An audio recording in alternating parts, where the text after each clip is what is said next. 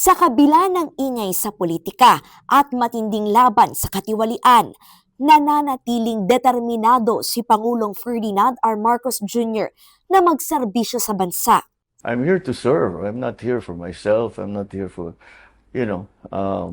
but I really think that there are many things that I could do. And I say, you're not yet doing it. Di mo pa natatapos. Go, go, go, go, go. Keep doing it. Keep working, keep working, keep working.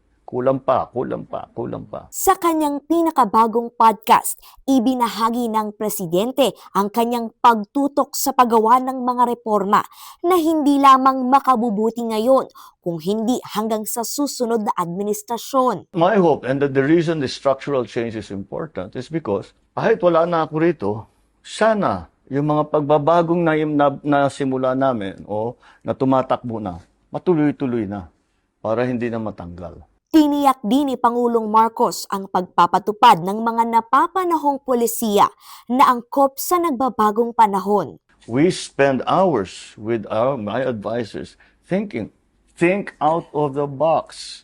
Stop thinking the same old way. It doesn't work anymore. At nang tanungin kung ano ang mga natutunan niya sa kanyang ama na si dating Pangulong Ferdinand Marcos Sr. I think the basic thing that I learned from my father is don't stop. If you believe in something that you're doing for the country, for your people, do not stop. Sa kabila ng mga balakid at hamon sa pagiging presidente ng bansa, ayon kay Pangulong Marcos, you will have to sacrifice. Ganyan talaga ang trabaho.